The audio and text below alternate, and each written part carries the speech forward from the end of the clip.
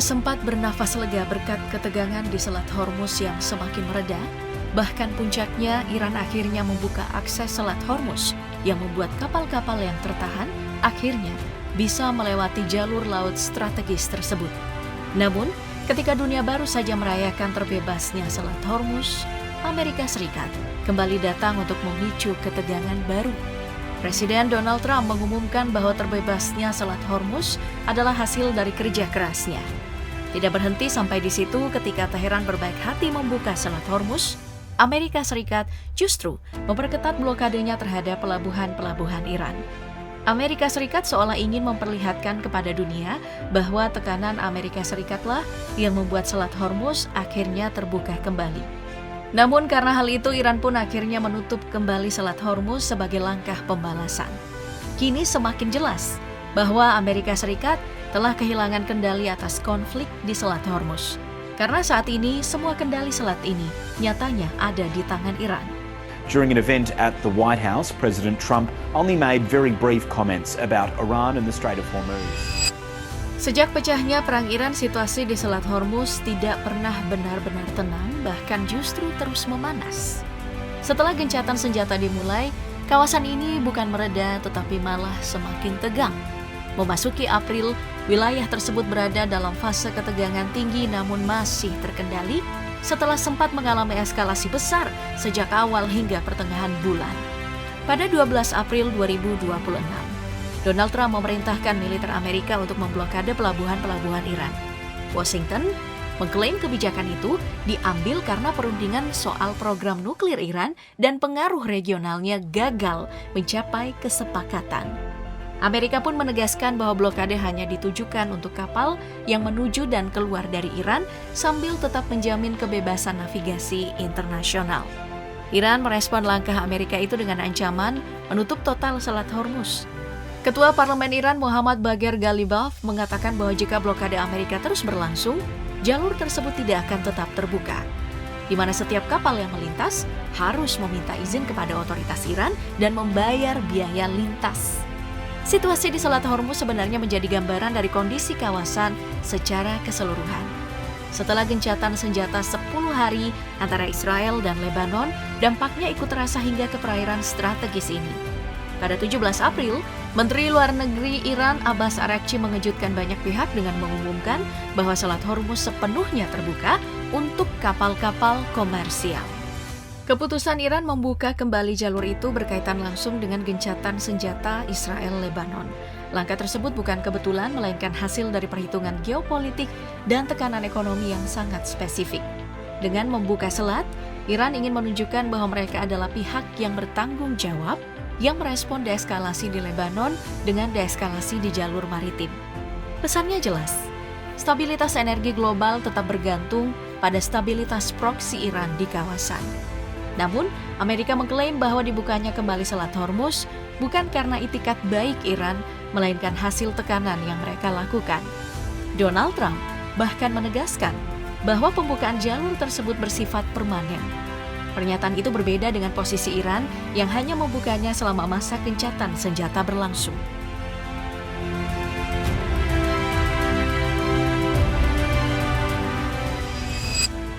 Namun fakta lapangan justru berbanding terbalik. Baru-baru ini Iran menyatakan telah menutup kembali Selat Hormuz dan menyebut keputusan itu sebagai tanggapan terhadap blokade berkelanjutan terhadap pelabuhan-pelabuhannya oleh Amerika Serikat. Nah, di sini Iran bukan hanya menunjukkan pengaruhnya terhadap Selat Hormuz, tapi memberikan pesan kepada dunia bahwa tekanan Amerika Serikat sama sekali tidak ada kaitannya dengan terbukanya jalur laut strategis itu.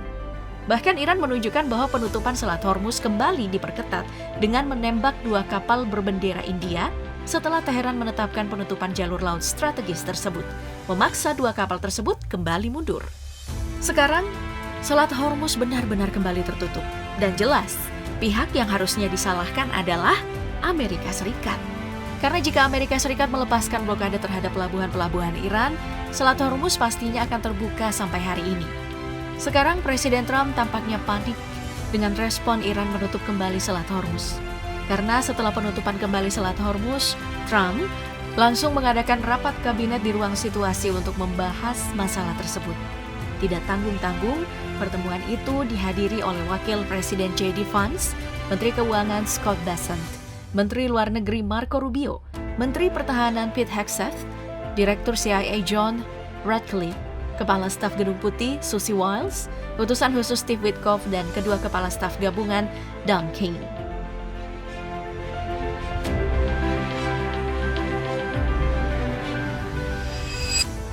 Selat Hormuz memiliki posisi yang sangat penting baik bagi kawasan maupun seluruh dunia. Jalur energi dunia itu kerap disebut sebagai urat nadi ekonomi global, dan dalam krisis April 2026, pentingnya kawasan ini bukan lagi sekadar teori, melainkan penentu stabilitas harga energi dari rumah tangga hingga industri besar di berbagai negara. Berdasarkan laporan International Energy Agency and Refinitiv per April 2026, sebelum krisis Maret-April terjadi, rata-rata volume minyak yang melintas itu mencapai 20,5 hingga 20,9 juta barel per hari. Jumlah itu setara dengan sekitar 20% konsumsi minyak dunia dan 25% perdagangan minyak global melalui jalur laut. Setiap hari, sekitar 130 hingga 150 kapal komersial melintasi Selat Hormuz. Nah, jalur ini menjadi salah satu rute pelayaran tersibuk di dunia. Dari jumlah tersebut, sekitar 50 hingga 60 diantaranya merupakan kapal tanker raksasa. Jika dipersempit lagi, sekitar 80 hingga 84% minyak yang keluar dari Selat Hormuz dikirim ke pasar Asia, terutama Cina, India, Jepang, Korea Selatan, dan Indonesia. Karena itu penutupan atau blokade di jalur ini akan langsung memukul ekonomi Asia Pasifik. Selain itu, blokade dan ketegangan militer di kawasan tersebut juga mengganggu suplai global dalam skala besar. Nah, pada Maret 2026 produksi minyak dunia sempat turun hingga 10,1 juta barel per hari. Bahkan, saat puncak ketegangan pada 31 Maret 2026, harga Brent sempat menyentuh 119,24 US dollar per barel. Gangguan ini menjadi salah satu disrupsi terbesar dalam sejarah modern akibat terhambatnya aliran dari produsen utama seperti Arab Saudi, Irak, Kuwait, dan Uni Emirat Arab yang harus melewati Selat Hormuz.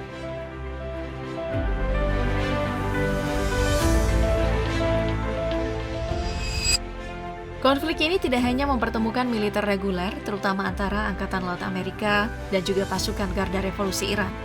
Jaringan proksi juga ikut memperluas medan tempur. Ansar Allah secara terbuka masuk ke dalam konflik untuk membantu Iran.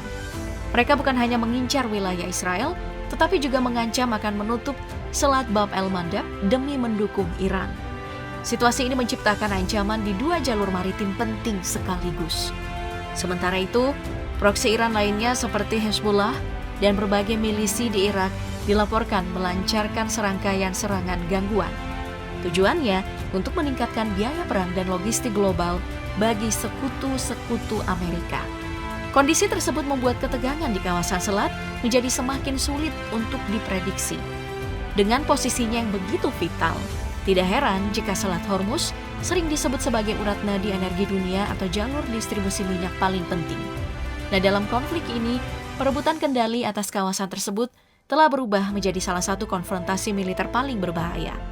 Pasukan Islamic Revolutionary Guard Corps terus mengancam akan menembak setiap armada Amerika yang mendekat. Kapal perusak kelas Arleigh Class Destroyer seperti USS Cole dan USS Carney menjadi barisan terdepan yang paling beresiko. Bukan hanya itu, gugus kapal induk yang dipimpin USS Gerald R. Ford juga tetap bertahan di perairan terbuka untuk menjaga jarak aman. Meski begitu, posisinya masih berada dalam jangkauan rudal balistik anti kapal milik Iran.